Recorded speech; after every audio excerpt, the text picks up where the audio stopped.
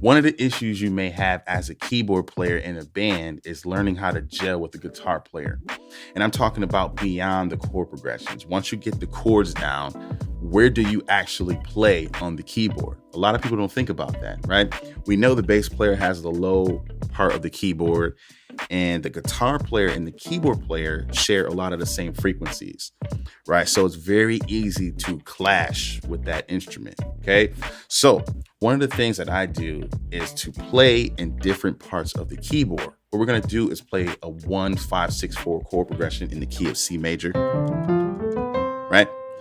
For review, the 1 is C major, the 5 is G major, 6 is A minor, and the 4 is F major. This is a standard chord progression, and I want to use this chord progression to focus more on the lesson. So I forgot to teach you the whole progression. The first time around is 1, 5, 6, 4, and then the second time around is 1, 5, 4, minor 4. What I'm going to do is play a guitar loop that I created, right?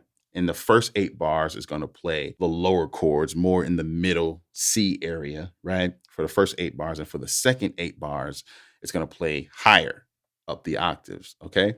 So what I'm going to do first is play in the same octave with the guitar player. And then the second time around with the phrase, I'm going to play in the opposite frequency ranges, okay? And we're going to see and compare how they translate in the mix, all right? And then we'll talk about it after. All right, so let's get to it. All right, so here's the track, okay? Let's listen to it first. Let me get a feel for it.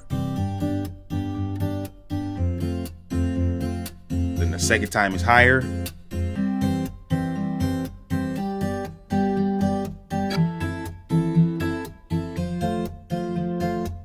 All right, it's just about done. I'm just gonna loop. So now I'm gonna play in the same frequency. Here we go.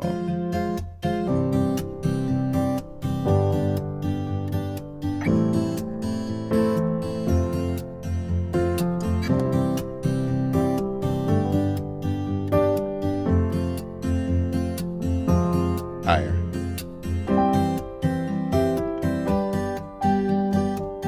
Like, it doesn't sound bad, but wait till I space it out. All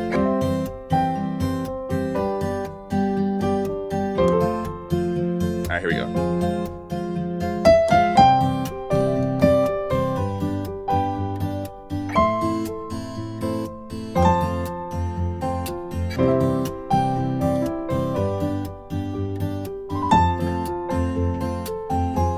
Lower.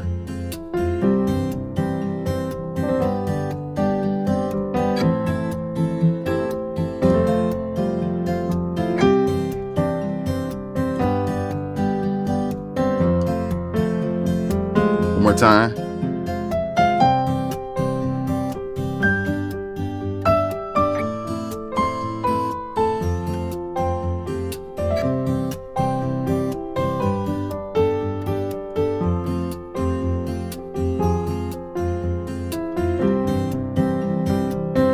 It's so subtle.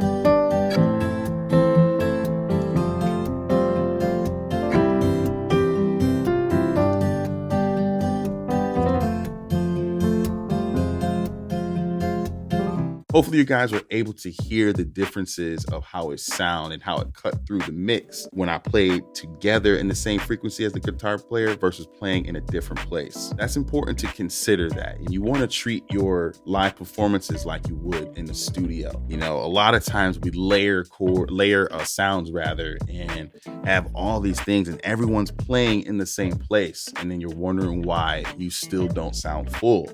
It's because you're not covering the full spectrum of sound. You want to have a complete sound, not a cluttered sound. You know, the bass player has the low end, you know, the guitar player and the keys player share the same range. So someone has to pick, someone has to be the lead, and someone has to follow. So if you're going to be the following instrument, you want to play in the lower mid area, and the lead instrument or the main instrument for that song will play in the upper mid, And then your vocals will generally be in the upper mid and higher frequencies as well.